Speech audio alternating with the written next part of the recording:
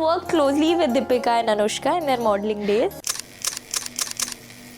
I've done shows with both of them, yes. There was something about them. When you're standing in that lineup and we are giving you clothes, you need to make sure that the designer looks at you and says, oh yeah, okay, I want to give this best garment to her. So the models who are approaching you, how do you see that X factor? They don't have to be conventionally good looking or drop dead gorgeous. Yeah. But they just have it in them.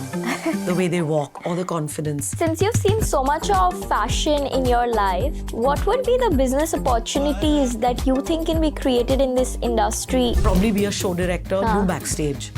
Now there's styling. It's a huge job opportunity, becoming a stylist. I would say photography. You know, backstage photography or fashion photography, there's so many opportunities there. Why do you think this styling business wasn't existing earlier and how did it suddenly Designers pick up? themselves used to style earlier. A celebrity does not step out without hair and makeup now. Yeah. You need to have a hair and makeup person. You need to have a stylist. A look for your hair and makeup is put together. There's so much that can be done. Tell me one of the most dramatic fashion shows you've done. We've done IFA shows where one model was, suspended and she came down and her outfit opens. What makes a person not make themselves successful in this industry? What goes wrong? I would say having a bad attitude. If you're gonna come in there and throw attitude, we don't want you. What do you think requires for someone to make a brand and a name like Sabyasachi did?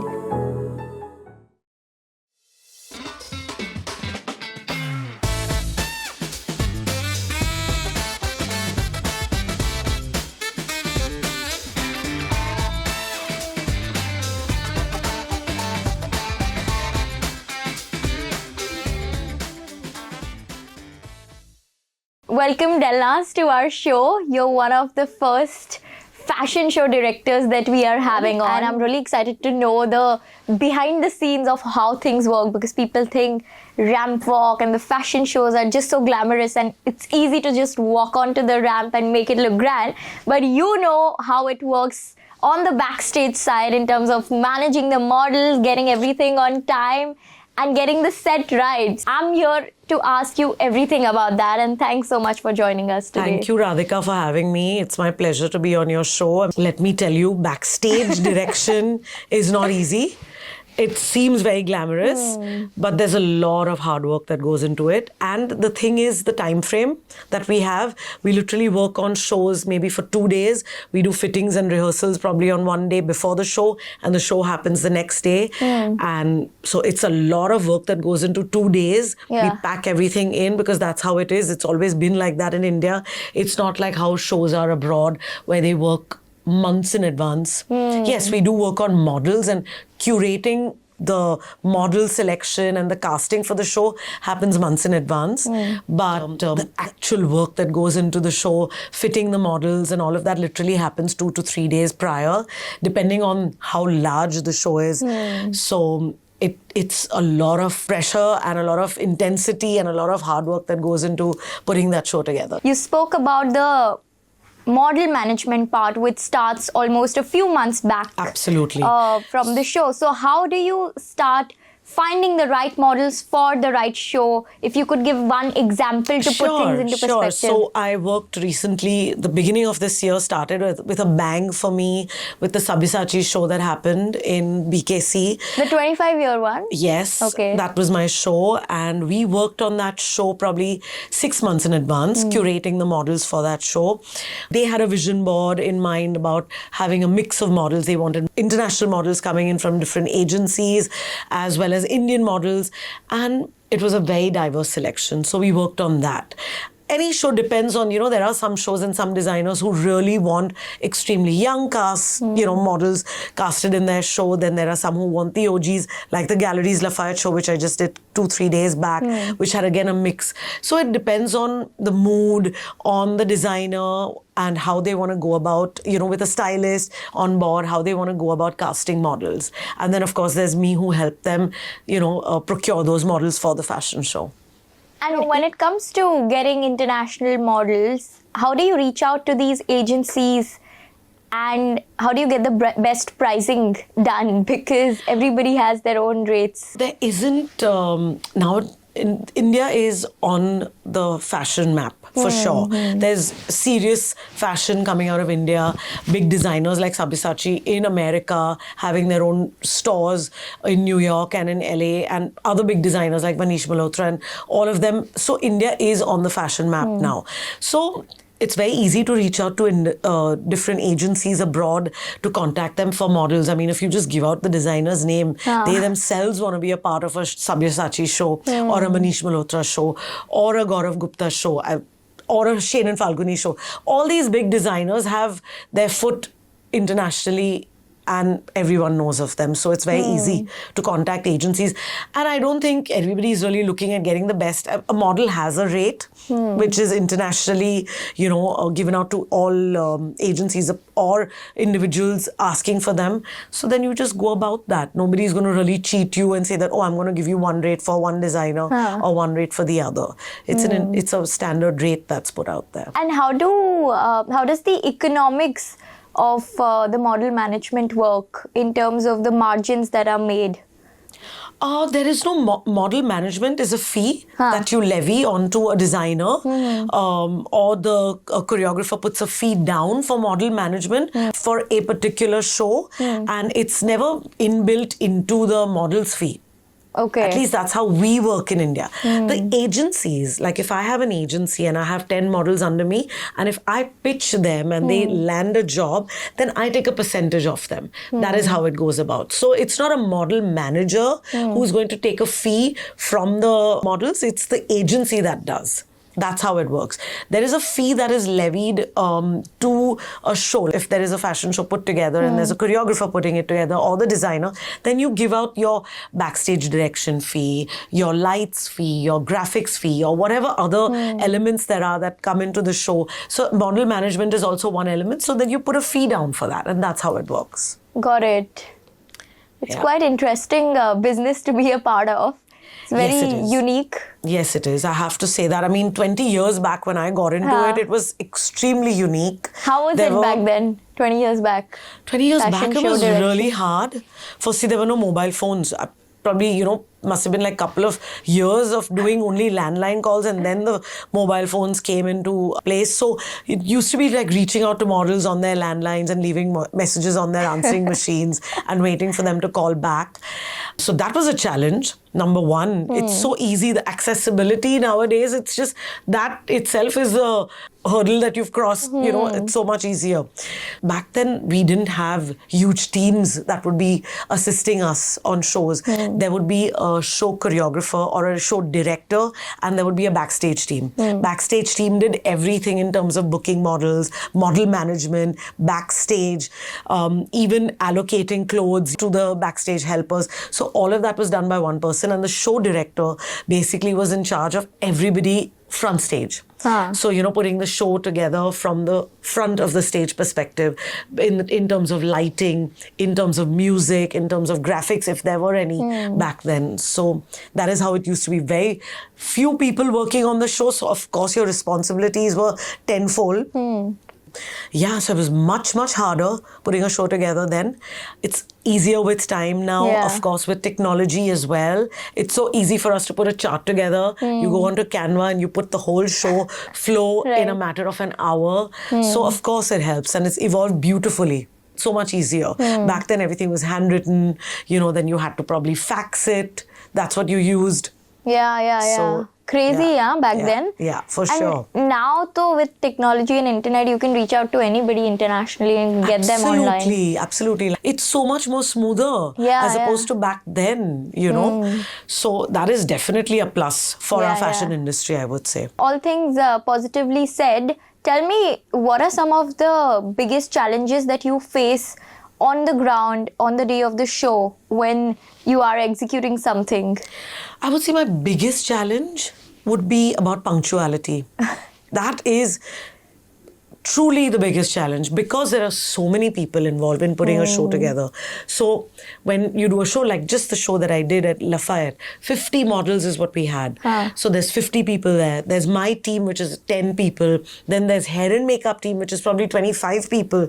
So there's so many people involved in putting a show together. And imagine if there are out of this big team, there are 5 people who don't show up. Everything's going to get delayed, you know. So that really is one challenge that we face in India. I would say traffic causing it or some excuse or the other. That is the biggest challenge, pushing everything, you know. If you're, supposing you have rehearsals, like we had rehearsals that day, and the music, the setup for music, the speakers, the mic wasn't in place. Yeah. We were all assembled at 9:30. By the time everybody gathered, it was about 10:30 and we wanted to start, but we could not start till the time the guy who was actually plugging in the mic and the music and the sound system didn't show up, and he was delayed. So that put everything else on hold. Everybody was waiting for that one person. Oh my God. Yeah. And it's a challenge because you know what you have is on the show day, you will always start the day with a morning rehearsal. So you have a rehearsal which goes on, you're setting the show, and you know, you basically are planning, plotting, all of that goes in. And then the models get the flow of the show. Then you go into hair and makeup, then you do a technical rehearsal, and then it's bang, your show starts. Yeah. So it's everything, you know, has to work according to that schedule. So a delay by an hour can really throw you off on show day. Give me an instance where you have faced this challenge of people not working on time and it's really caused the show some trouble. So I recently did a beautiful show for OutHouse. And we had a lot of delays in that show. I mean, it was a massive show. And we really wanted it to go, you know, brilliantly. Everything had to be perfect because it was jewelry and accessories, and it was like the hair and makeup was really elaborate. So we had a couple of delays in that show. I mean, if you see that show, it was outstanding. It was brilliant. Everybody who saw pictures of that show, video of that show, it was brilliant. The crowd came early on that day. By 7:38, it was crowded, and we were like, oh my God, we were still going to finish our technical rehearsal. So there was a lot of panic. But I have to tell you one thing. It's never been so difficult or so chaotic that, you know, we've been in tears and we couldn't start the show. There is a delay. There'll be a delay of half an hour, 45 minutes. But then, you know, at the end of the day, everybody forgets because you put together such a spectacular night for them. And everybody came back from that show like just blown. Right. You even have a company which does set designing for fashion shows, right? So tell me more about that, you know. How did you happen to start that and get contracts? I was in the fashion, I mean, I've been in the fashion industry for past 20 years. And everybody wants to grow. Like, I can tell you, models have become show directors. Backstage has become show directors. So I don't want to do show direction as in from the front side perspective, but I wanted to be a little bit more creative. So that's where I branched out into doing set design. Because it's very creative. You know, you sit on a set and you listen to what the designer has, you know, to set the mood. When people walk in and they see the set, it's very beautiful, it's very elaborate, and it sets the mood for the show and the garments of the show, you know, putting all of that in, you get to be creative. Yeah.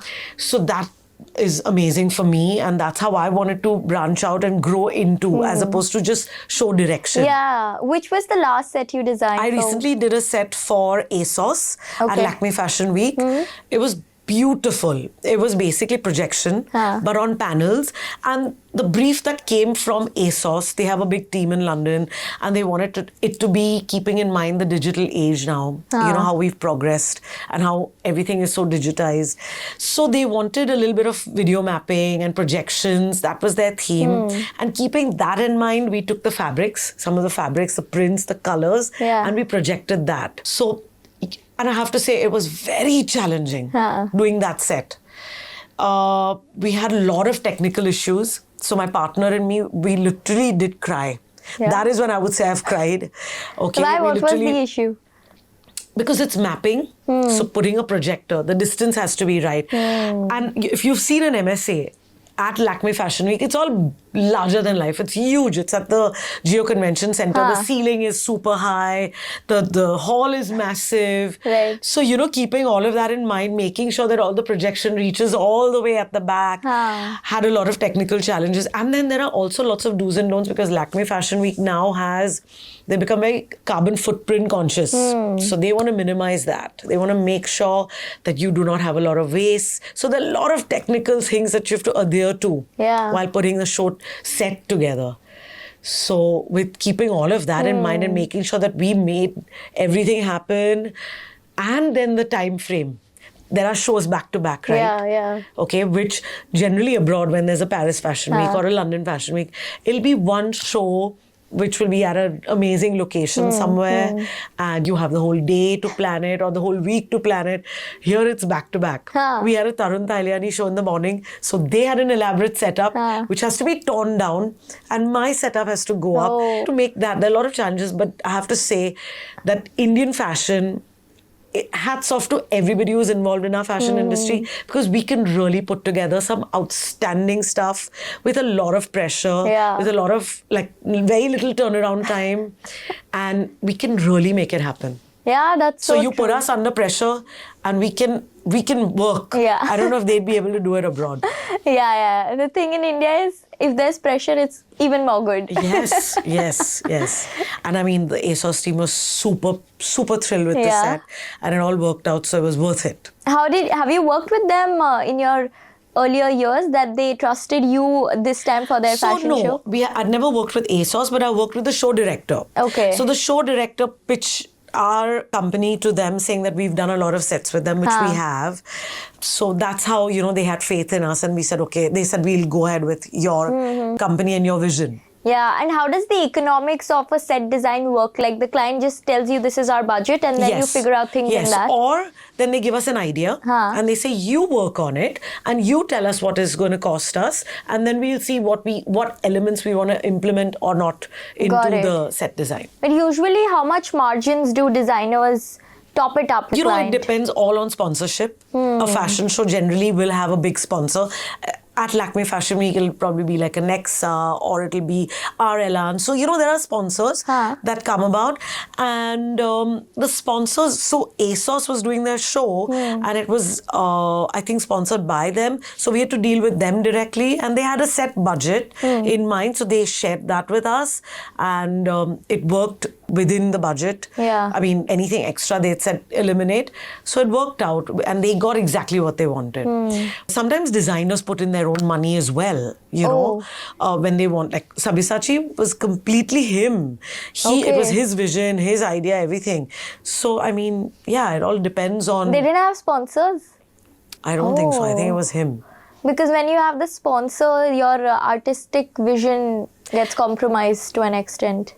Is that so? Not his. I think there was Aditya Birla. I mean, they are a part of Aditya Birla group. Yeah. So it must have been a collab between them, but it was completely them, and it was larger than life. Really? I don't think I've seen a bigger set. I didn't do it. Okay. I mean, I would have loved to be a part of it and do some creative element of it, but Sabyasachi himself is so creative. Yeah. And he has such brilliant ideas.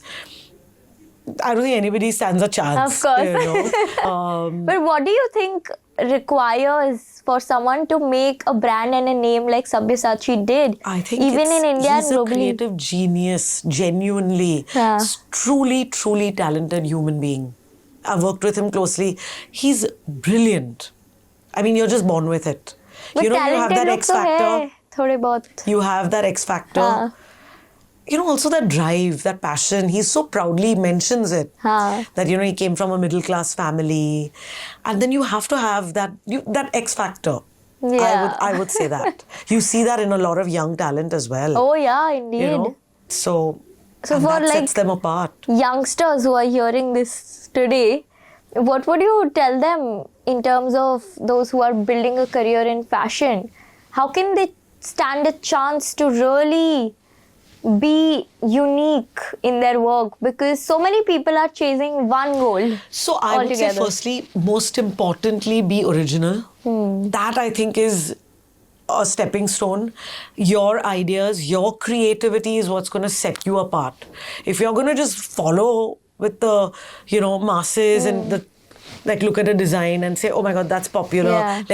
No, that's not it. So Sabyasachi obviously had that, right? His own vision and his own ideas, and that set him apart from his peers. big designers who are already in the industry, like Tarun Taliani and JJ Vilayas, and they've all been around for so many years, and they all have their distinct style and their own distinct ideas, right? So I think that is the most important. I would say for a young designer, upcoming designer, have your own style, your own creativity, and 100% that'll set you apart. Don't get carried away with trends and don't follow trends, I would say, blindly. But like, how can they market that? The designs that they create uniquely, because So, even people now, should know about that. I'll tell you, there are a lot of platforms. Lakme Fashion Week has had a platform for many years called Gen Next. So what happens is you apply for that as a young designer. Okay, you could have been a NIFT student, INIFT, or whichever, Pearl Academy, wherever. Even Pearl Academy and different institutes now have a slot at Lakme Fashion Week, where they promote their students to take part. So there are lots of opportunities. Back then, in fact, it used to be harder. Now there are opportunities. A lot of institutes do fashion shows themselves, and you see young talent people attend those fashion shows. Big designers attend those fashion shows. So there is a lot of possibility. Like I was saying, Gen Next, you apply for that. They see your potential. Then you put a collection together. There are like 10 looks or 6 looks. And from that, there are so many designers who have taken part in Gen Next and now have big designers like a Masaba, like a Kunal Raval. All of them, Arpita Mehta. A lot of them have taken part in Gen Next and today have labels of their own. Oh, is it? They started the journey from there? Yes, absolutely, absolutely. Okay. Yeah. That's very interesting to know. Absolutely. Then there's Pearl Academy who does their shows. They have their inbuilt fashion shows which they do for the students who are in there when they graduate. So there are lots of opportunities now. Absolutely. You shouldn't be disheartened. Keep trying and you'll definitely make it. Yeah. Yeah. But it always makes me and everyone who's even watching wonder that how to be that one Sabyasachi that the world knows among so many other fashion designers, I mean, you start small, right? Yeah. Even a Sabyasachi started small. He used to help as a backstage helper with my sister when she used to do backstage. He was a backstage dresser. Is it? Yes, of course, because he was in an institute. And institute always send children to learn. So you start as that. I started as that. My career started as that. That's the basic. So he started as that and that's how you learn. So you can't expect that, oh my God, overnight I'm going to become a Sabyasachi or a Gaurav Gupta or a Tarun Talian. Doesn't work like that. You have to build yourself up, right? We've all done that in some part, some way or the other, right? Yeah. Tell me how your journey started in fashion. I was in college and we all wanted that extra pocket money. So we would go, my sister used to be a backstage director at that time. And at that time, I think there were very few show directors, show choreographers. So she would end up doing a lot more shows. Okay. She was, I would say, had the monopoly. So she would do all the shows and we would go to help as backstage helpers. Okay. So we would help models get dressed quickly and we'd earn that money. And How then, much was that money? Back then, per show, we would get like 300 rupees and it became 500 rupees. So, you earn that in a day. A couple of hours, actually. Half a day. Abhi kitna milta hoga? Now we give 1,000, 1,200. Okay. Yeah. Just to get the models ready. Just to get the models ready. So they have to come a couple of hours before the show, understand the garments of the models, and then, you pay them that money to... Not bad for a college student. Of course. Or it's like, a NIF student. Yeah. They're getting... that extra money to do backstage. It is the exposure. You're getting to see the garments. You're getting to see the intricate embroidery and all of that. So it really helps them if they're fashion design students. And even if they're not design students, like I wasn't a design student, I was a commerce student and I got into it. And then look at me, I have a whole career in the fashion industry. So it's brilliant. There are so many verticals now in fashion. They can come backstage, learn at backstage about how they can be backstage managers or they can do styling. Correct. Become a stylist. So there's a lot of things that... But you started as a back dresser. Backstage model helper.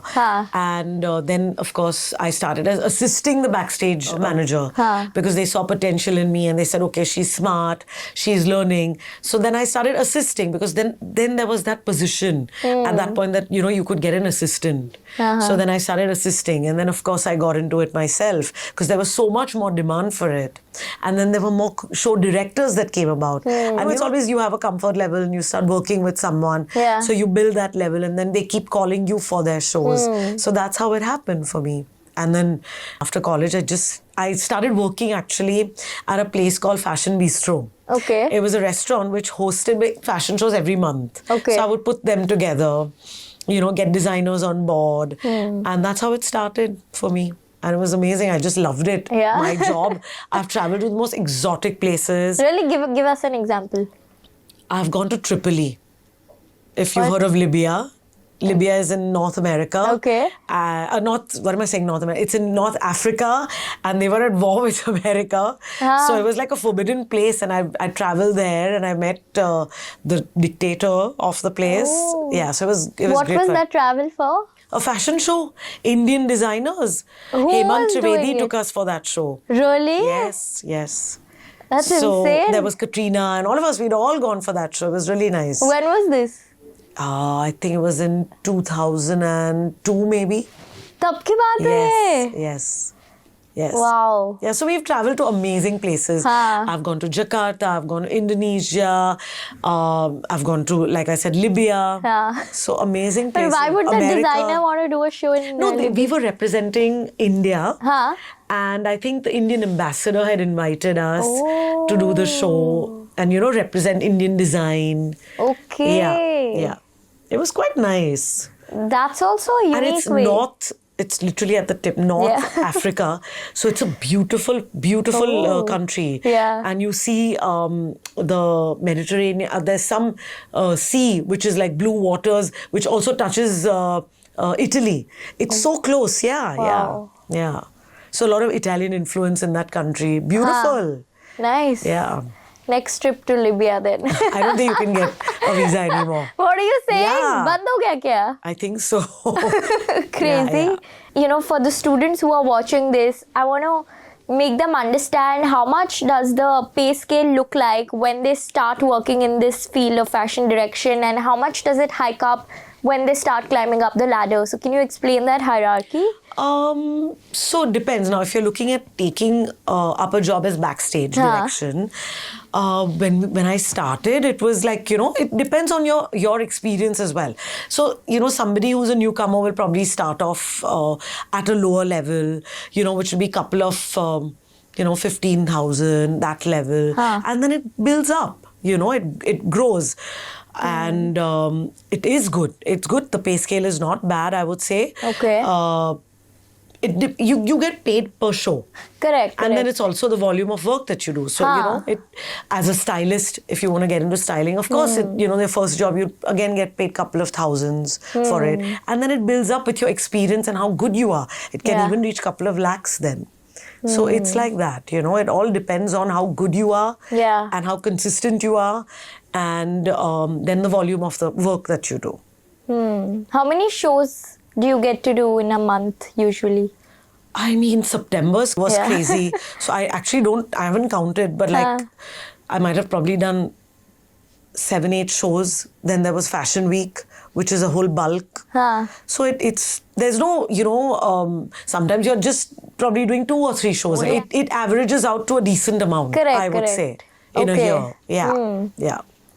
Got it. Yeah. And have you had any mentors in this industry who guided you on I how would say to yes, absolutely. You grow? can't otherwise. Who were some So of for them? me, I started doing this because of my sister. Vabis is my sister, and I got into this fashion industry. But she is a major part for me to be in this industry. I would have not been in it if it wasn't for her.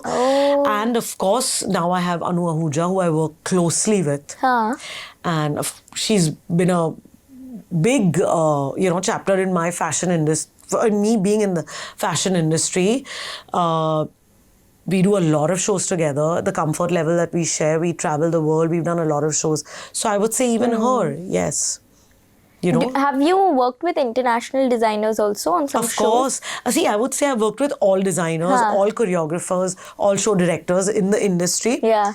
Abroad as well. I've done many shows abroad. There used to be a time where we would go to Dubai and probably do in a year, probably go to Dubai 6-7 times and do shows there. Okay. Yeah, so I've done shows there. I have done shows in America. I've done every IFA Rocks or IFA Awards. Whenever there was a fashion show, I've done all of those. Then, yeah, I've traveled the world for shows and worked with international designers as well. But having seen so much of different cultural settings and shows. Sorry to interrupt, I've done the Dior show that happened in India. Oh, you I did that? the Vivienne Westwood show that happened in India. Oh. Yeah, so yes. That was very beautiful at the Gateway. The work that I've done, yeah. Yeah. Interesting. Yeah. Very proud of being a part of Sabyasachi, Gaurav Gupta. All the shows, I would say, really. Nice. It's amazing I feel proud about all the shows that I do. Yeah, each one is like a story in itself. Yes, yes, absolutely. However big, however small, I do the Couture Week. I'm super proud of being a part of that as well. I do air shows with FDCI, Lakme Fashion Week. So do some of these young models approach you to walk in one of the shows? Of course. I get approached by a lot of models. How do you DMs. filter and select? If I may be honest, I do go and check their profile if somebody's DM me. And if I find it interesting, I try to pitch. If I see potential in them, I message them back. Of course, there are many that message and, it's not possible to reach out to all of them. Correct. So what we do is we also do have castings. We do castings for shows like a Gaurav Gupta show. We had a casting. It wasn't an open casting, but then for Vivienne Westwood, we had again, not an open casting. A lot of models came. So, you also do end up seeing them there. And if you see potential in them, then you do push for them. Yeah. But I would say for upcoming models, definitely reach out to agencies. That's the best way forward. Because, agencies we do deal with and then they send us, they also filter, they sieve through it and they realize that, okay, there's somebody who's really great, we'll push them. Got it. So it but you does help. spoke about the X factor earlier. Yes. So the models who are approaching you, if you had to pitch it to someone, how do you see that X factor in someone? I would say from their confidence or from the way they are when you tell them to walk. Either they have it or they don't. Okay. They don't have to be conventionally good looking or drop dead gorgeous. Yeah. But they just have it in them. The way they walk or the confidence. And you know that this one has potential. It's going to go. This girl is going to go forward or this boy is going to go forward. And that's it. They probably come from really small towns, let me tell you. And they probably can't speak in English, which is not a benchmark. Yeah. I have to say that. It's not a benchmark, but they just have it in them. Yeah. So I also now have, in this past 1 year, have another company called The Refinery with my other 3 very close friends. Vabis is my, of course, and Ravneet and Daman. Okay. And it's called The Refinery. Basically, it's a finishing school. It's not just a grooming school for models. It's a finishing school. It could be for corporates. It could be for anybody. Yeah. Predominantly, what has happened is it's because we are in the fashion industry so closely knit in it. We've had a lot of upcoming models coming and joining it. So we have that as well, where we help groom and, tell them to put their best foot forward when they go for auditions and castings and stuff. Yeah. Yeah. Interesting. Yeah. And what's the joining fee for anyone who wants to join the finishing school? We've started at a very basic level, which is like 20,000. Okay. But we've also done it for people who have reached us and said that we're upcoming, budding. We don't have budgets. We've even done it for them for 5,000 or for nothing. We've even done it complimentary for them. Annually? Sorry? This is the annual fee? It's not an annual thing. Then? It's a 10-day course. Oh, it's a 10-day course. Or it's a 3-day course. Or it's a 7-day. Okay. Or it's a 2-day course. It's a weekend course. Okay. So it depends. Yeah. Interesting. Yeah. Anybody from your finishing school who's succeeded into walking on for bigger they recently designers? walked for Vikram Fadnis's 35 years show, Yeah. which was also a very big show that we did. Yeah. Very proud to be a part of that. I've really known Vikram now for so many years, and he completed his 35 years in the industry. So it was a big thing for us to be a part of that show. Yeah. And we had our refinery students walk for it. Interesting. Yeah. That's what incentivizes. And our refinery students have even walked for shows at Lakme Fashion Week for designers. So yes. For those of y'all who are hearing, Yes. you should check it out, Refinery. Yes, absolutely. Yeah.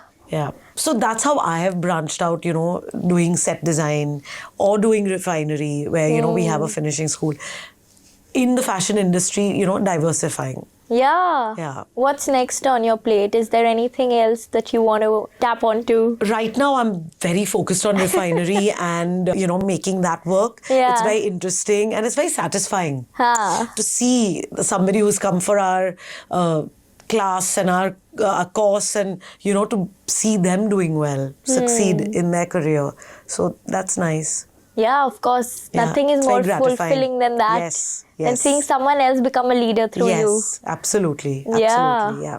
Well, what are some of the leadership lessons that you've learned as a backstage director? What do you think is really needed in a person to manage everything? I would say there's no I in team. That is a leadership lesson for sure. You cannot lead thinking it's only me, I, for sure. Especially at a fashion show. I can never pull it off by myself. If I wouldn't have my team, I would not be able to do a fashion show for sure.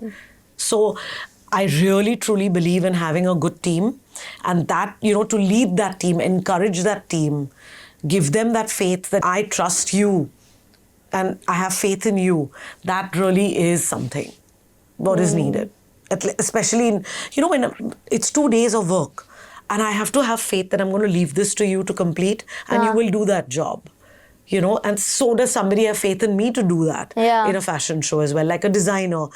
I'm as integral to a designer or a show director or to a model. So everybody having faith in each other and leading, not pulling somebody down, that's most important. Yeah, that's so true. Yeah. But how can someone create their own personal brand in an industry like this where it's all teams? How can they still manage to have a name that stands out?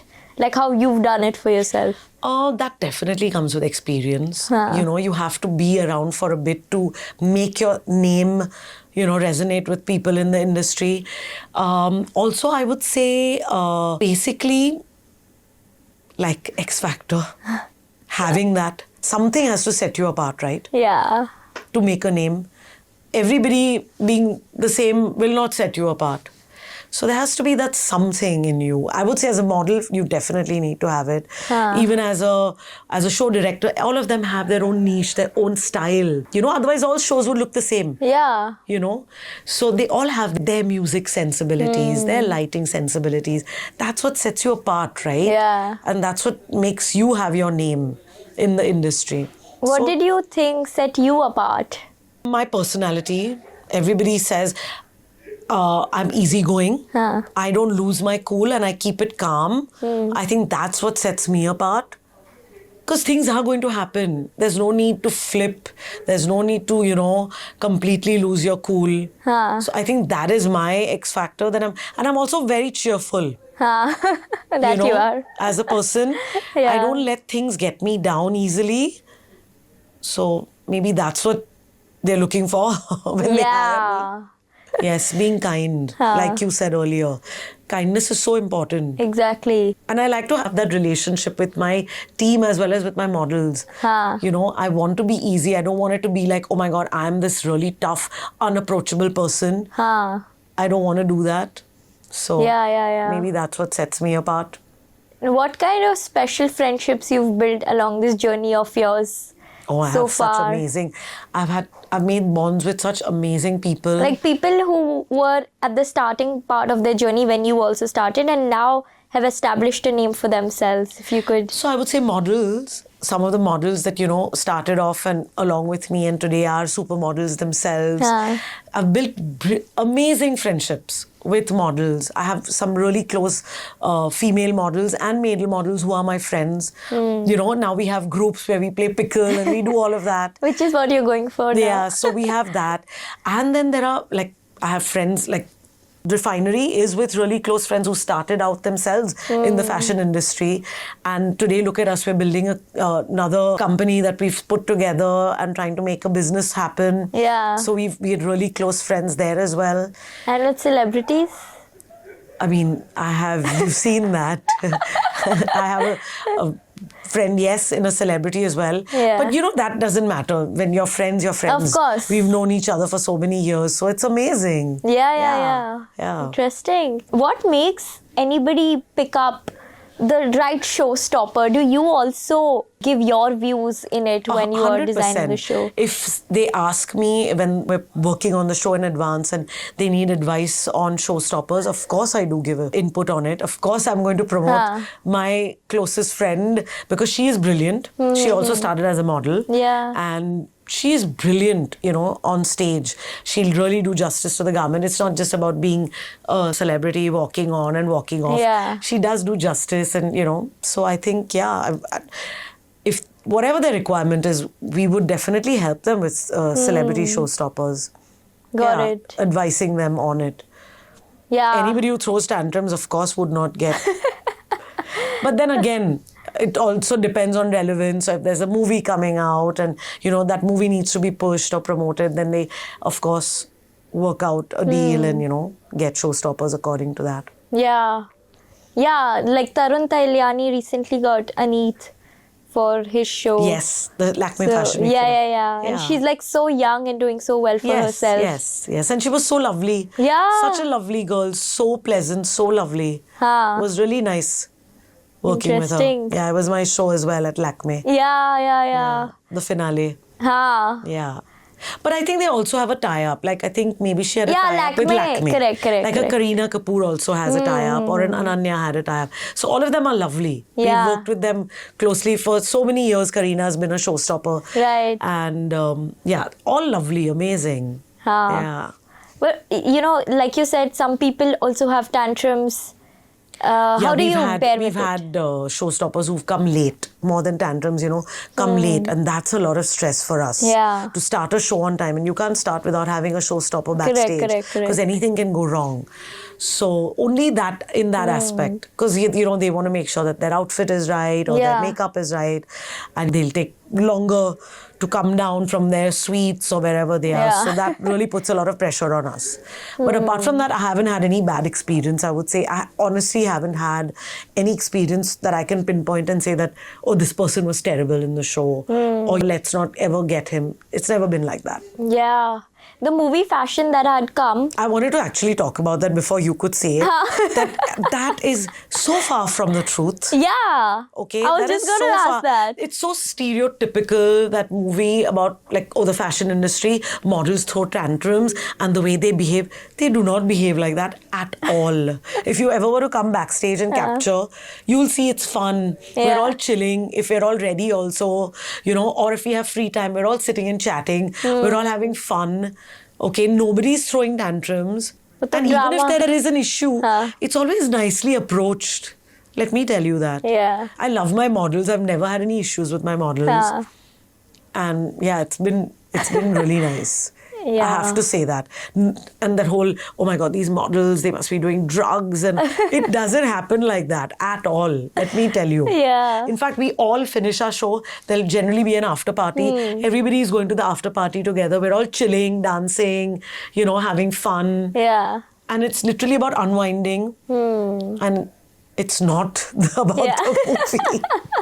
I know, तो drama दिखाएंगे नहीं तो बिकेगा कैसे? That's how it is, no? Yeah, it's always like that. Yeah. Tell me one of the most dramatic fashion shows you've done. It could be in terms of the fashion show designing or backstage. So I'll tell you, there have been shows now, I've done so many, and there have been amazing sets and lots of drama. When we do fashion weeks, the finale is always very dramatic. The stuff, there'll be somebody suspended, somebody coming from... We've done IFA shows where one model was, suspended and she came down and her outfit opened. So there have been shows like that. Amazing. Sabyasachi show for me, I was just blown by the set. What was it like? So if you see it, he had recreated Calcutta, a square. So it was so beautifully done. It was and the pre-function area was like a Sabyasachi store. I don't know if you've ever visited a Sabyasachi store. Yeah, I have. He's got a lot of art and artifacts, and it's super over the top. So that was the feel there. So everybody must have thought, like it's probably continuation inside. And then they walk in and it's Calcutta, like a square with a fountain in the middle. Yeah. And then, clothes are drying. It was beautiful. So that's really dramatic as well. Yeah. Then OutHouse show that we did. The models were the drama. Their hair and makeup was the drama. The accessories were the drama. It all depends. The styling, all of that was so dramatic. If you look at pictures of that, there was just one element that they put. It was black. So, that happens. And we did an Amit Agarwal show at Couture Week last year. And that really was super dramatic. The set and then the models, if you again see the clothes, he had taken Banarasi fabrics and completely, you'll be like, wow, what has he done with it? There's a lot of drama that happens, but it all depends. There'll be drama in terms of sets, there'll be drama in terms of jewelry, Sabyasachi, over-the-top jewelry. There'll be drama in terms of fabric being converted into something so dramatic. So it's amazing, You look at it sometimes in Backstage when we're doing fittings and you're like, your mind is blown. Like, how creative can a person be? Sky's the limit. Yeah, truly. It's infinite. Especially for young people, literally do not limit yourself. Go crazy. Yeah. Be creative and that'll set you apart. Yeah, that's how Nancy Tyagi became such a big name on the internet. Yeah. With her creative designs. Yes. Or an Urfi. Yeah. She's the next level creative genius. Yeah. Yeah. There might be trolls, but you have to just sideline them. Yeah. There'll be ups and downs. You'll be trolled. Somebody, it's very subjective. Yeah. Your taste in fashion and my taste in fashion, the way we are dressed today is different. Correct. The way we are is different. So you might like something, I might not like it. So people get trashed, people get trolled, doesn't mean that you're not creative. You can still be creative. Of course, there is a fine line between decency and being vulgar. That you probably can be a little mindful of, I would say. And then, take it forward from there. Yeah. And since you've seen so much of fashion in your life, what would be the business opportunities that you think can be created in this industry, in any vertical, for someone who's very creative and oriented in the industry and wants to start a business? What could be the opportunities? So now there are too many, Radhika, really there are. Earlier it literally used to be a fashion designer, okay, probably be a show director, do Backstage. Now there's styling. Styling is being a stylist. It's such a big, you look at the Bollywood, they don't step out now without a stylist, right? Every look of theirs is styled, everything, be it attending a movie premiere or be it just going for an event or, everything is styled. So styling, it's a huge job opportunity, becoming a stylist. I would say photography. Backstage photography or fashion photography, you become a photographer. There's so many opportunities there. No fashion show now, there's always a backstage photographer taking BTS and capturing models backstage. Fashion photography that happens backstage. So there's photography that is there. Digital, you look at Instagram. Everything now is on Instagram. So we do backstage shoots which are for social media. Anything to do with that. There's so much in there where you could be handling a designer's page, putting out great content. So content creation, I'm not looking at influencer. I'll be very honest. Influencers aren't models and they cannot be put on. But be a content creator for a designer. You probably get an outfit. You sit in the front row. So, there's so many things that you could do.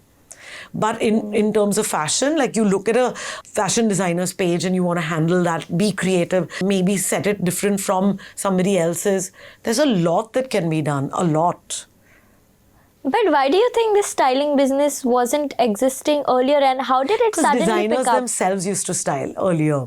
There were stylists. I wouldn't say there weren't any stylists, but designers themselves at that point thought, let me, be the creative director here. Now there's a whole, you design. And then you can elevate that design into something tenfold by having a creative director. Right. So there's so much of potential. Hair and makeup. That's another thing. That is another profession that, from fashion. You can completely change this. If you look at the OutHouse show, the hair and makeup, that took a lot of time because there was so much intricate hair and makeup, with each look. So that is a whole new vertical, you know, you can look at. Again, a celebrity does not step out without hair and makeup now. Yeah. You need to have a hair and makeup person. You need to have a stylist. A look is put together. A look for your hair and makeup is put together. So there's so much that can be done. Yeah. But there are so many people who are doing it. You know, now... Bigger work? No, not big. I'm going to give you names of big makeup artists who actually started with no formal training.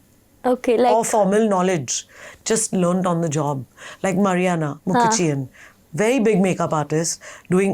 She's an international makeup artist doing so well in India. She just started. She used to model and then she just started and she's so good. So, you know, there are many people who do it. But you might just click with one celebrity or with one designer or somebody and you can take it forward from there. Yeah. And then, of course, like a Kriti will only work with her team now for hair and makeup, or a Malaika will only work with her team now for hair and makeup. So once you have that click, then you're set. Correct.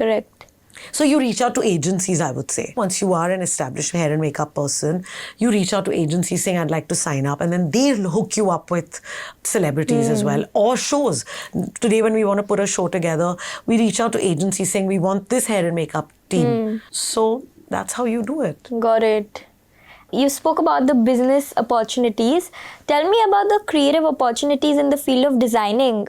We already have so many brands catering to so many flavors and varieties. But where do you think some newness can also come in? Any particular segment of design, if you can think so? So there are lots of students. All these design students, they can approach designers, bring their little bit of knowledge that they've got, their style, and probably incorporate it with the big designers, and that's how it could work. Their creativity coming into play, because designers are always looking at getting younger lot. You'll always see them hiring. Correct. A lot of designers have a huge, like Manish Malhotra has a huge team, Tarun Thailand, they all have their design team, which are really young students who have done something that sets them apart and they've been hired for that reason. So there's lots of opportunity. But you have to be consistent, you have to be good. You know, you think that you're going to sit and just copy a Tarun's design or a Sabyasachi, it's not going to work. Correct. Because there are thousands of people doing that. But having said that, there are designers who hire, there are even fashion brands now. There are brands like Kalki and there are big brands now like, I don't really know many, but there are brands who hire students, fashion design students. Okay. So there's a lot of opportunity there. And someone who wants to create a brand of their own, is there any particular niche where you see a design pick up, like in terms of it could be corporate wear, bridal wear, a specific texture of cloth which you think can be used to create a collection or a label? Nowadays everything is about sustainability. You know that. It's very big now, being sustainable and the sustainable fashion. So we do a lot of khadi shows. Okay. You know, where designers have made collections with khadi. And you'll be shocked as to how brilliant they are. Like you'll be like, wow, is this fabric? Or Banarasi, or, using Indian textile. So that I think a designer can probably incorporate. And take it forward. That makes sense. Or like I was telling you, Gen Next platform. Have your collection, come up with a collection, approach them. It'll help you. If you have that strong collection, they'll definitely give you a platform. They're giving you a show at Lakme Fashion Week. So you should definitely try and exploit that, right? Yeah. Interesting. So age is not a limit when it comes to this. Age is not a limit at all. Yeah. You could be really young, you could be really old. And it's very inclusive, I have to say that, fashion industry. Especially now, you must have seen plus size models walking. Correct. Short, tall, age. Yeah. It's amazing. We have mature models walking. I just did the show. They wanted established models as well, like a Sheetal Malar who's been around, Carol Gracious. They want the models to be a part of their show. Which was the show where you did get inclusive models of all sizes and all kinds of heights? At Lakme Fashion Week. Okay. I'm telling you, it's the best platform. Yeah. There's always... So there are different pools we have because there's so many shows that we do, right? So there'll be 3 pools of models. So there's a lot of scope. There are about 45 models on a daily basis doing shows. Okay. Okay, at Lakme. That is just the female. Male is separate. So in that they have plus size, they have, maybe you'll be a little shorter. They have really dark skin models in India, which is amazing. Yeah. So anybody with a shorter height can also basically model now. There is a model called Tushada who's done. She's, I think, 5 She has or bob less cut, than, right? Yeah, probably less than 5 feet. She's done a Lakme Fashion Week. Yeah. Then we have plus size models who've done it. So I think there's a lot of potential now. They're very inclusive. Yeah, unlike earlier times when they just wanted only tall and super skinny. Thin. Yeah. No, that's how it should be. Yeah. Encourages I think it's so many worldwide people. now. Yeah, it is. Yeah. But do you think there's a gap in the corporate wear market when it comes to designs which are also affordable? Because I personally don't see many designs. There's no designer really going in for corporate wear. Yeah. There are a few, like I think Ashish Soni and all do have some amazing, or Shantanu Nikhil, like if you want blazers and stuff like that. There are. But I think it's more the high street brands that do corporate wear. And, people, it's more easier. Correct. It's more accessible to people as opposed to a designer brand. Yeah. But for a designer brand, do you think there is a scope? Like, which fits all sizes? When it comes to wear? Yeah, when it comes to power dressing.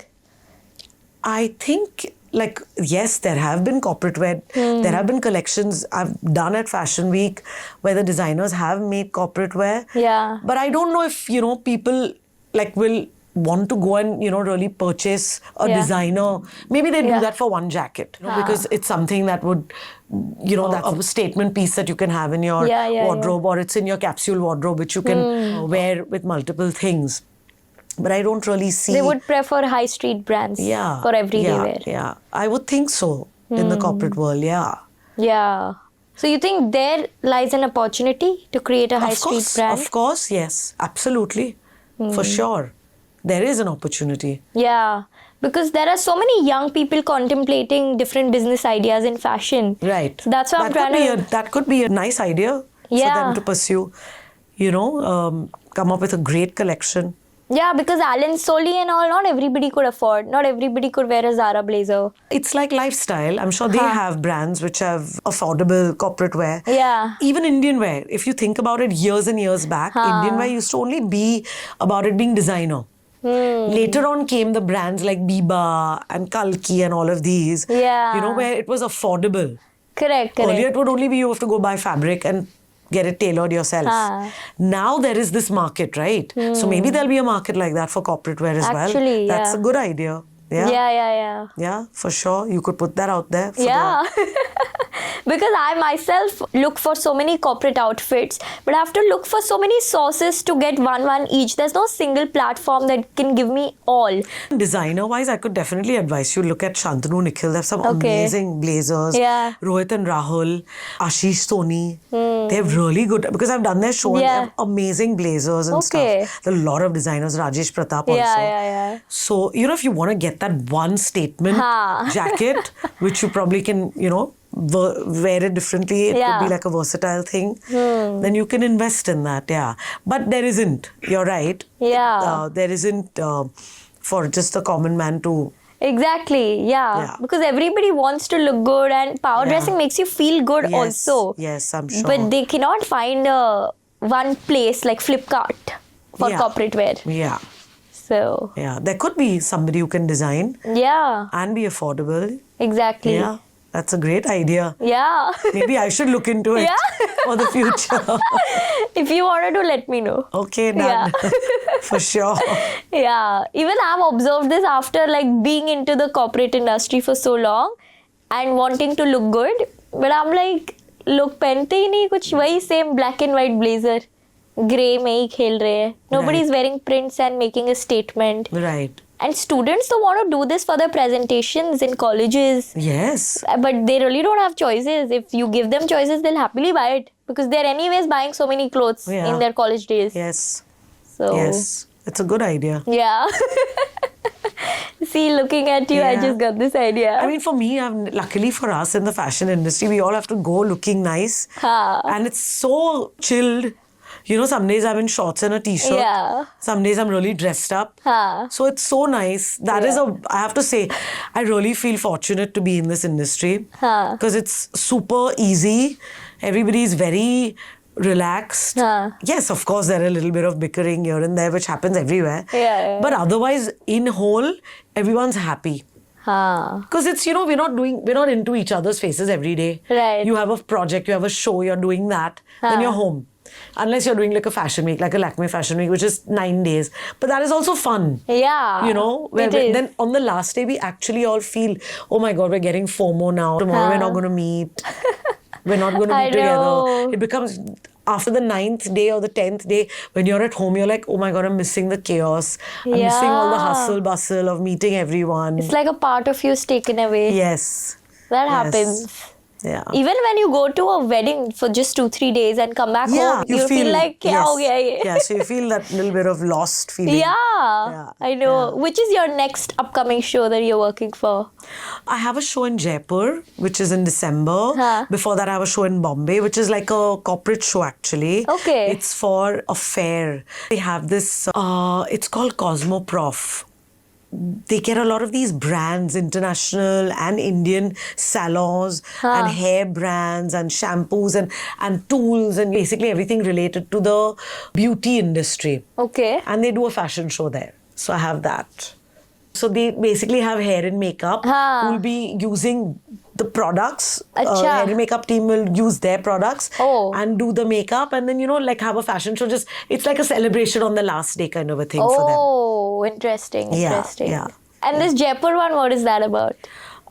It's just a fashion show in Jaipur, designer fashion show. Okay. Yeah. Then we have Blenders Pride. You know, Blenders Pride tour that happens with different designers. So I have that. Where does that happen? Delhi? No, it's all over. It happens in Delhi, it happens in Bombay, it happens in Kolkata, Hyderabad, different cities. Depends on which city they've decided. Yeah. So mine is in Kolkata. But what's the inspiration for Blenders Pride to do fashion shows? I think they want to promote their brand. Okay. And also it's a fashion tour. So they come up with a creative idea. They'll give the designer and then it's incorporated. The last one that just happened was Falguni and Shane. It happened in Delhi. It was quite interesting. Have a look at it. What was it about? I didn't do it. I just saw pictures of it. But it looked really like, you know, visually it had a lot of, there was LEDs and, you know, play with that. And then they had Shahid and Tamanna walk for it. Okay. You see the garments, very creative, very different. Yeah. And then there were robots. Robots? I saw that. Yes. Oh. Yes. So that must have been some theme. I don't know because it wasn't my show. Yeah. So I don't know. Interesting. How do these designers pick up which show director to work with? At what point It's not in time? sometimes the show director gets the show and they approach the designers. Acha. Sometimes the designers get the show and they approach. Sometimes event companies get the show and they approach. So it's all about Mixed having bag. a comfort level with someone. Got And of it. course, you know, there is somebody who's at the top.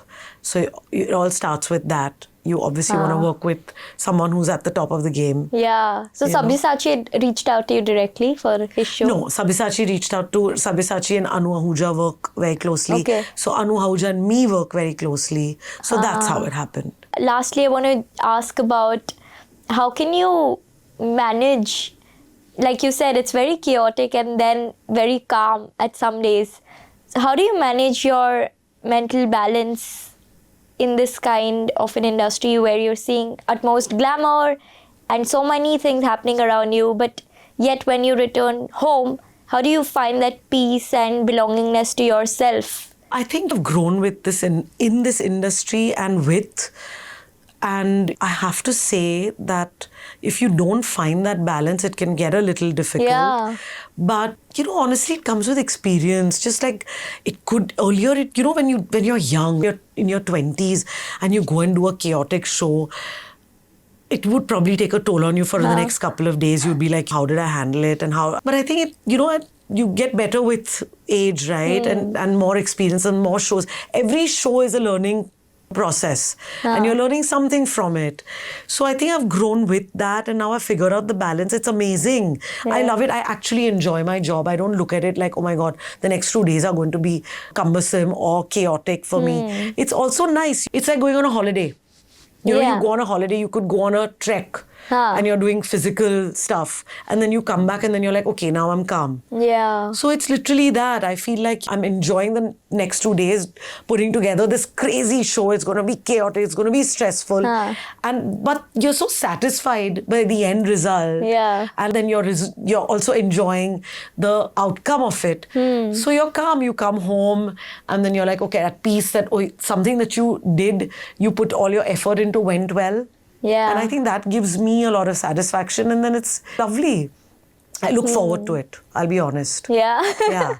But tell me of some instances in your industry that you've seen of people who try to make a cut for themselves, be it in terms of direction or modeling, but didn't reach where they wanted to be. I'm talking generally. What makes a person not make themselves successful in this industry? What goes wrong? I would say having a bad attitude, for sure. Because there's so many people you're working with. So you can't go in there thinking I'm above it all or I'm better than you or that I've reached this level so I'm not approachable. I speak to laborers sometimes, okay? Because I want my job done. I'm not going to speak to them like, oh my God, you're beneath me, ever. I speak to them with as much respect that I'm going to speak to my show directors or to a designer. Because everybody is putting that one show together at whatever level you are. So you can't go in there with a bad attitude and think like, I'm just like, you can't. Doesn't work. Then there will be really bad repercussions. So nobody wants to work, especially because we're the time frame that we're working with. Everything is... It's all on a schedule. Yeah. And you're going to come in there and you're going to throw shade at me or give me attitude. I'm not going to take it. You know, so nobody wants to work with anyone who has a bad attitude. That's the one advice I would give anyone. But give me an example. Like a model. I'm saying if a model comes in there, has a bad attitude, is throwing tantrums, oh, this is not okay with me, that is not okay with me, being difficult, okay, even at whatever level you are, we will think twice about booking you again. Because we don't want that. I'm working on a tight schedule. The designers are working on a tight schedule. They want to make sure. So if you're going to come in there and throw attitude, we don't want you. You need to be on time. If you're going to say, I'm coming 2 hours later because you're some diva, it's not going to work. We won't book you. Yeah. That's how you get cut. Oh. It's literally about that, you know. Give me of an instant with a no-names basis, of course, of someone who actually had a big fall after reaching somewhere. I wouldn't say that somebody was having a bad fall or has been completely cut out, but you do realize that you don't get as much work. So there is a model, you know, who fights or creates an issue with backstage helpers or with the styling team or with hair and makeup, you know, may sit in the hair and makeup chair and say, oh my God, I don't like you, I don't like what you're doing, or this is not good. See, that there may be an issue, but you tackle it with a little bit of grace, you know? So that makes a difference. If you don't, then I'm not going to want you on my team, honestly, or I won't want you a part of the show because I don't want that stress. Then I have to break away from what I'm doing to handle you, which I don't want.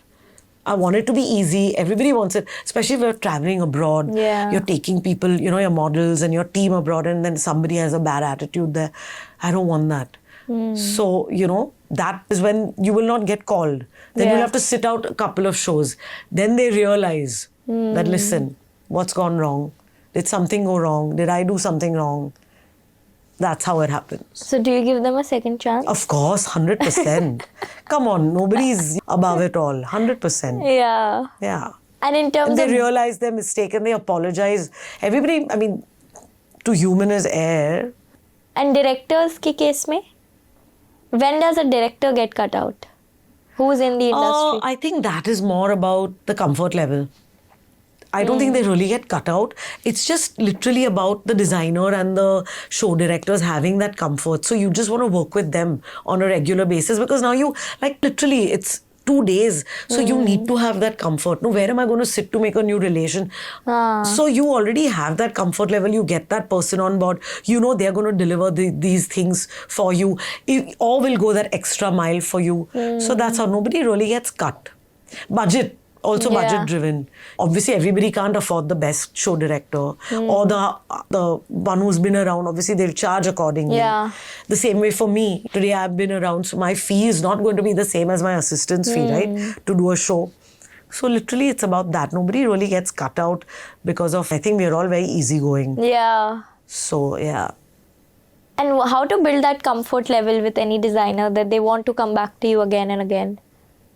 Of course, work needs to be good. I would say that. Deliver. Make sure that you deliver on all levels. Don't be lazy. Don't say, oh my God, that's not my responsibility. You're literally on the job to do everything. You know, sometimes I need to set up my green room. And I've given the setup requirements and everything. And I've told them that this is how I want it plotted and planned. And then when I come and it's not done, and I literally have to, the clothes are to be wheeled into the green room, I don't care. I'll start shifting the table myself. Yeah. I'm not waiting that, oh my God, go call that guy.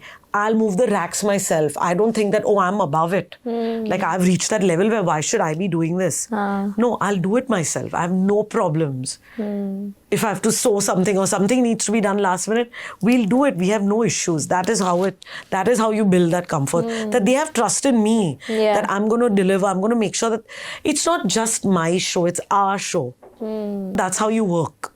At least in the fashion industry. So people would really... They should not be too selfish in this. I mean, in any industry. I think so. थोड़ा selflessness होना चाहिए. हाँ, होना चाहिए. ज़्यादा individuality के बारे में सोचा तो. As a designer, you should. हाँ. As a designer, you should be thinking of your individual take on fashion, na? Otherwise, why will you'll be like mixed up amongst all the others. Yeah. But I'm saying for us, from our point of view, for sure. Yeah. Don't be like, okay, I'm not going to do this. I'm not going to lift it. I'm not going. Then it won't happen. Yeah. Sometimes I'm telling you, literally, I'll even bend down, make my model wear her garment, her shoe, whatever. It's not an issue. I've seen designers do it. Yeah. So there should be no shame. It's like that. I'll move the table if I have to. I'll shift stuff around. Yeah. बहुत लोग नहीं कर पाते इसके लिए नहीं. I don't know, they come from backgrounds where they've not been taught to do stuff like that. You have to be malleable. Yeah, have you to. Know? Yeah. And for anyone who wants to be a great designer, how much should they focus on themselves while also building a team who will work for their name? Because so many people don't want to work for creating somebody else's name. But initially, I would say if you're setting out, you probably have to. That experience, you need to gather that. Isn't it like that for everybody, even a lawyer? Even though you have done the degree, you still have to work in a firm, right? Under the big lawyers. Correct. Right? Or in a corporate world also. You may have done your degree in business, but you'll have to somewhere gain that experience. And I really literally feel you learn on the job. Learn a lot. So as a designer also, unless you have some major backing that you're willing to put in all that money and all that and start your own label.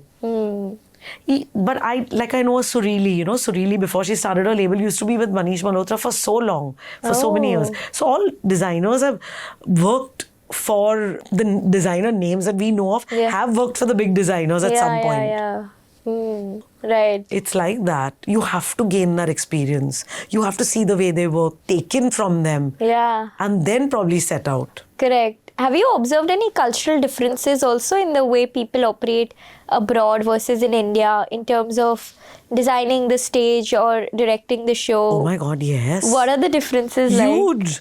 Number one, I'll tell you, is the way we put a show together, like the time frame that we have it's insane.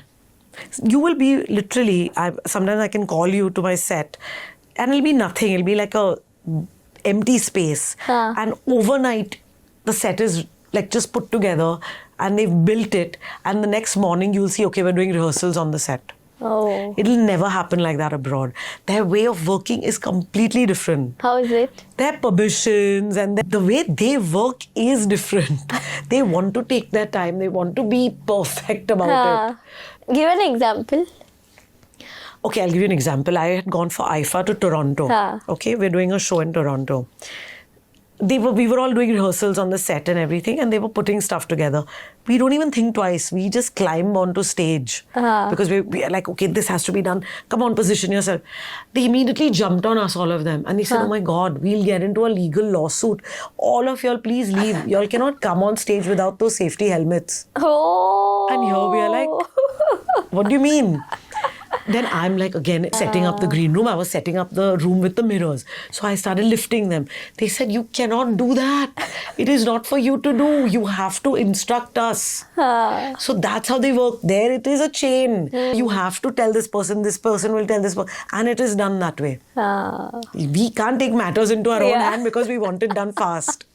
You have to give them. Okay. But the best, see, there are ups and downs, flips to everything. I can set up a stage, we can get everything done overnight, okay, do a rehearsal also and make the show happen within 48 hours. There they cannot, they work within that, give me 1 week.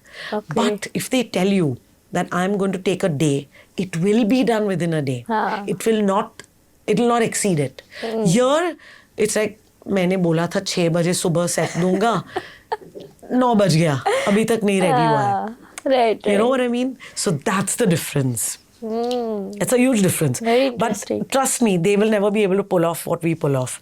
Like in a day, we do 6 shows at Lakme Fashion Week. 6. Yeah. And the last one being the most elaborate with so many models, back to back, we're churning out. Yeah. With different sets, different looks, different music. That I think it's commendable the way we do it. Yeah.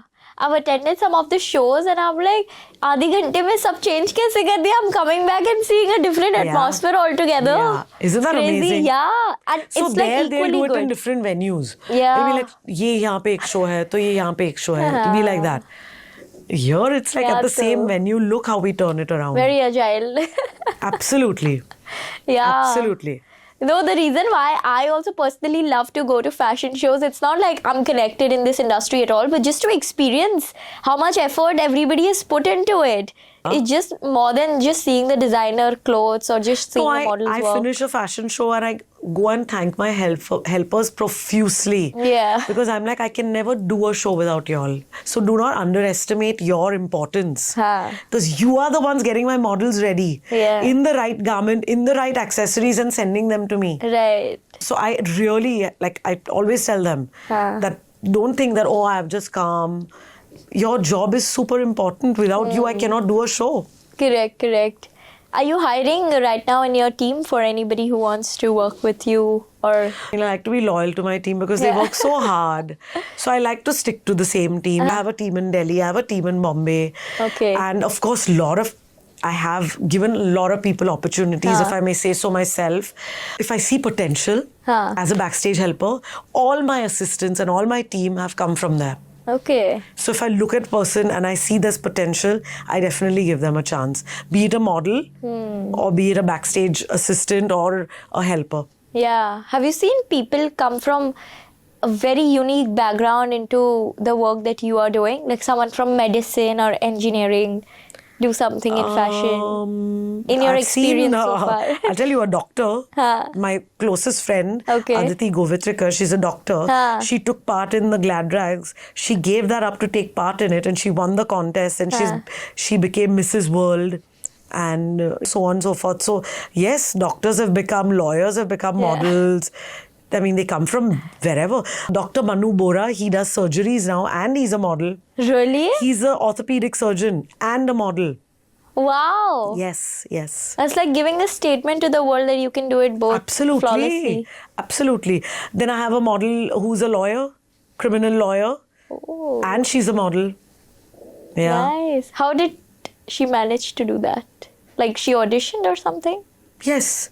She took part in, I think, Miss India. And that's how then she got noticed and went about it. But is she doing both now or just one? Right now, I think she's focusing on the modeling. Yeah. Yes, because it's so lucrative. Yeah, it is. I mean, if you are established, I have to say that. Otherwise, it's a struggle. Yeah, exactly. So I don't want to give false hope also.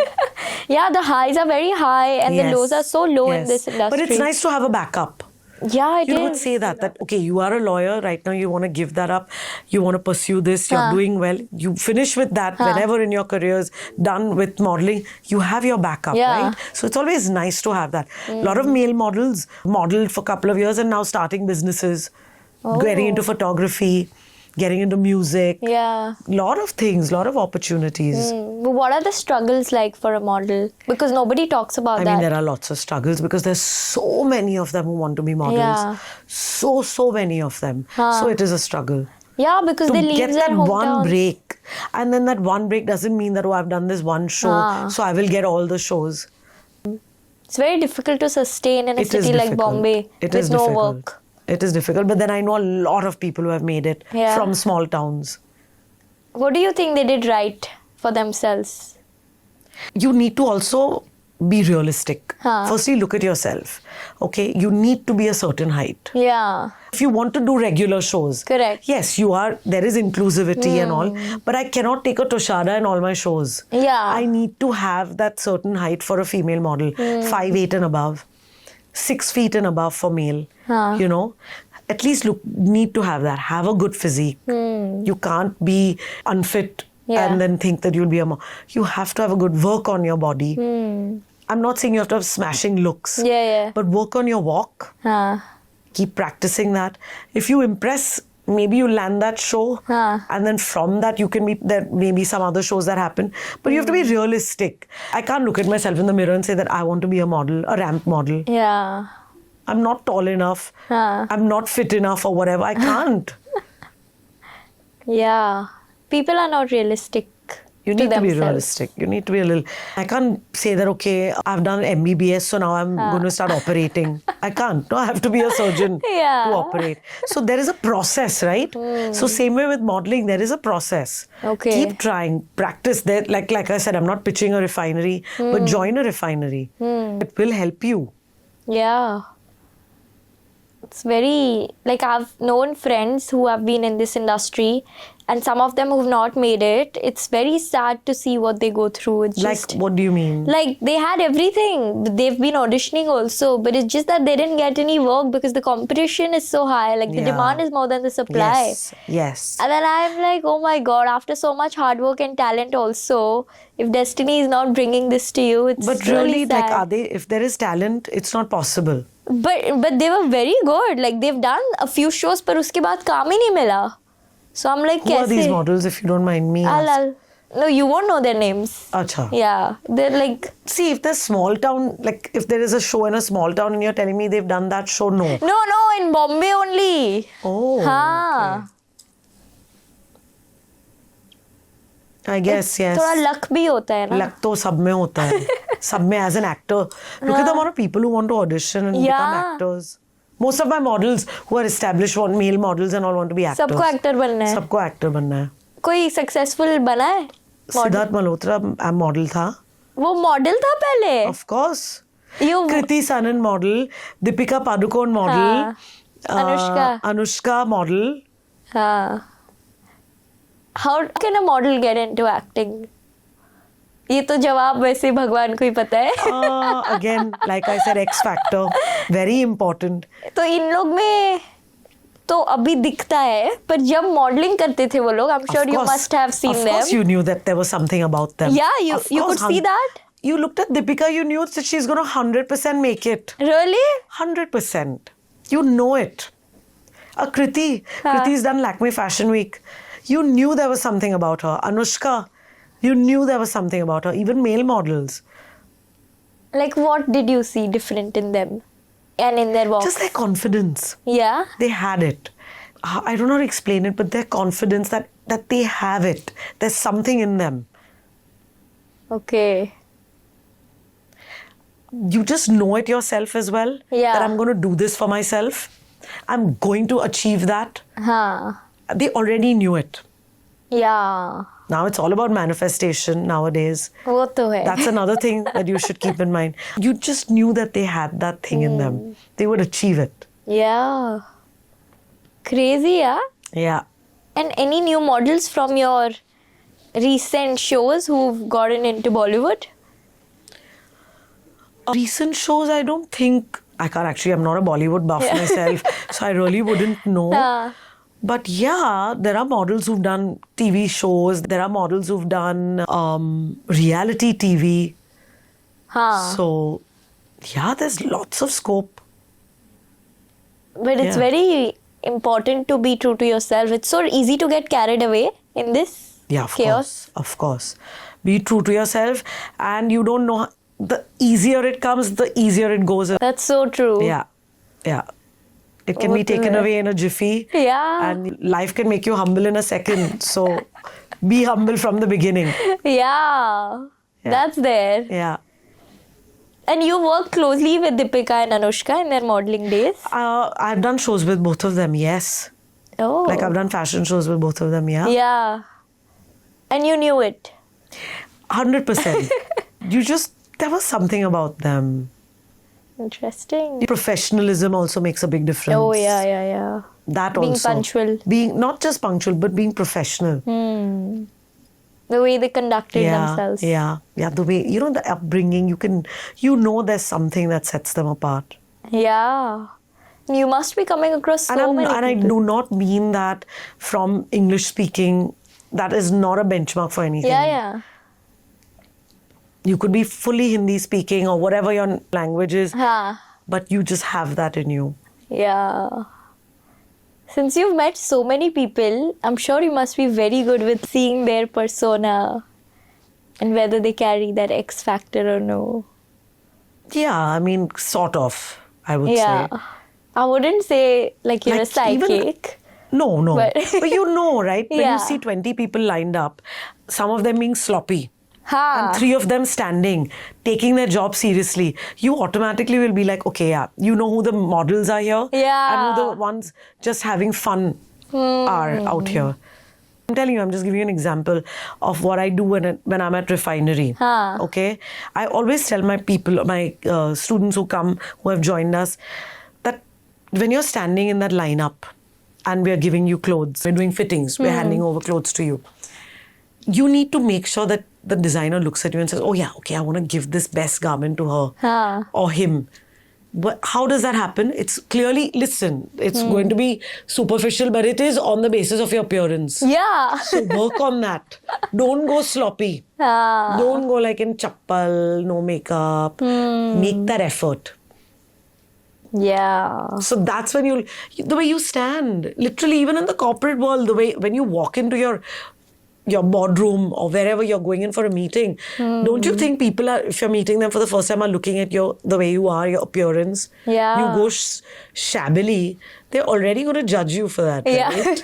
Then you need to make that extra effort to make that impression on them. These things make a difference, and you know when somebody's made that effort. Yeah. That sets them apart. That's a good observation. Yeah. To always do. It's like the easy way to know who's the right person. Yeah, because honestly, unfortunately, you literally have 10 seconds to make an impression on someone.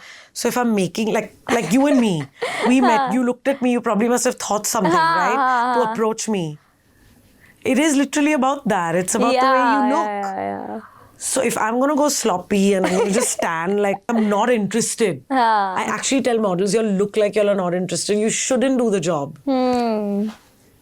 Crazy. Yeah. What's your reading about me? I thought you were really sweet to approach me. I thought friendly. Very friendly. And now after speaking for quite intelligent. some time. Yeah. Yeah. You like and interesting. Yeah. Because I had no idea about what you do. And like the office that you are in and all of that. I've not even looked at your page or anything. I know, because we had a good vibe and good exchange of conversation. Yeah. You said yes, na? Yeah. Otherwise, a lot of people who come to the show say that we've never checked what you do. We just said yes because you told us. Exactly. So that's the impression you're giving out, which is really good. Yeah.